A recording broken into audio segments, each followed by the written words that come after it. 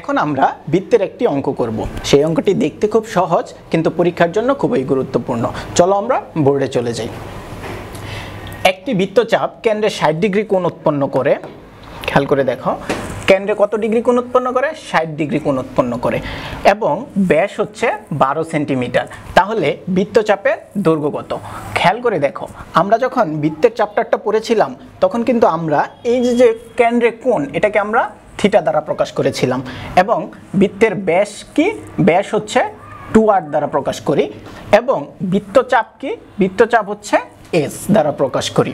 এখন এই তিনটার কিন্তু আমরা খুব সুন্দর একটা ফর্মুলা পড়েছিলাম। সেই ফর্মুলাটা কি ছিল? s r theta. এখন তোমরা যখন অঙ্কটা করবে বা তোমাদের পরীক্ষায় যখন আসবে তখন সময় খুব কম থাকে। সেই সময় তোমাদের সবচেয়ে বড় যে ভুলটা হওয়ার সম্ভাবনা থাকে সেটা হচ্ছে এই যে s মানে কি? এটা তোমরা সবাই জানো যে বৃত্তচাপের দৈর্ঘ্য, এবং r মানে কি? এটা ব্যাসার্ধ। এটা একদম ছোট থেকে তোমরা জানো। কিন্তু কোণ সমান সমান কি? থিটা, সেটাও জানো। বাট এই যে কোণ, সেটা আমরা সাধারণত কি হিসেবে ইউজ করি? ডিগ্রি হিসেবে ইউজ করি ম্যাক্সিমাম সময়। কিন্তু এই যে ফর্মুলাটা আমরা পড়লাম s r থিটা, সেখানে থিটাটা কি হিসেবে ইউজ করব? থিটাটা হচ্ছে রেডিয়ান কোণ হিসেবে প্রকাশ করব। তাহলে তোমরা এখন বলতে পারো যে রেডিয়ান কোণ কি? এটা তো কখনো শুনি নাই। তাহলে আমরা শোনো, রেডিয়ান কোণ কি? রেডিয়ান হচ্ছে কোণ প্রকাশের একটা পদ্ধতি।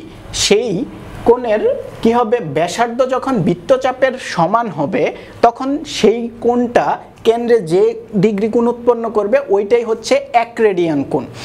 এখন আমরা এই অঙ্কের ক্ষেত্রে আমরা কি করব? আমাদের অঙ্কের ক্ষেত্রে তো তোমার ফর্মুলাটা মনে রাখতে হবে না অথবা সংজ্ঞাটা মনে রাখতে হবে না। তোমার যেটা মনে রাখতে হবে সেটা হচ্ছে 180 ডিগ্রি কোণ সমান সমান পাই রেডিয়ান। ঠিক আছে, 180 ডিগ্রি কোণ সমান সমান কি? পাই রেডিয়ান। এখন তোমাদের এখানে দেখো কি দেওয়া আছে? 60 ডিগ্রি কোণ দেওয়া আছে। অর্থাৎ আমরা যদি বলি 1 ডিগ্রি সমান সমান কত? Pi by 180 radian. ঠিক আছে, এবং যদি আমরা এটাকে বলি 60 ডিগ্রি সমান সমান কত? 60 ডিগ্রি সমান সমান তাহলে কি হবে? Pi by 180 into 60। এখন এখানে যদি আমরা কাটাকাটি করি তাহলে কি হবে? পাই বাই 3 পাবো। তাহলে 60 ডিগ্রি সমান সমান কত? Pi by 3। এখন খেয়াল করে দেখো, আমরা যদি এই যে প্রথম সূত্রটা আমরা লিখেছিলাম সেখানে মান বসিয়ে দিই। দেখো r এর মান কত পেয়েছি? এই যে r এর মান 2r সমান সমান 12 পেয়েছিলাম। তাহলে r সমান সমান কি পাবো? r সমান পাবো 6। তাহলে এখানে আমি যদি r এর মানটা 6 বসাই এবং এই যে থিটার মান আমি কত পেয়েছি? Pi by 3। খেয়াল করে দেখো, এখানে পাই বাই আমি 3 দিলাম। এখন এই 3 দ্বারা যদি 6কে কেটে দেই তাহলে কত হয়? 2 হয়। তার মানে আমি পাচ্ছি s 2 পাই। খেয়াল করে দেখো, আমাদের যে পরীক্ষায় ছিল সেই পরীক্ষায় কি ছিল? পরীক্ষায় ছিল বৃত্তচাপের দৈর্ঘ্য কত। এই যে s, এই sটা কি?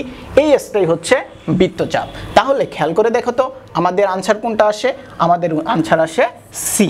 ঠিক আছে, তোমরা মনে হয় এখন অঙ্কটা খুব বুঝতে পেরেছো। যদি কোনো প্রবলেম থাকে তোমরা কমেন্ট সেকশনে জানাও এবং তোমরা যদি বুঝে থাকো তাহলেও কমেন্ট সেকশনে জানাও। ধন্যবাদ সকলকে।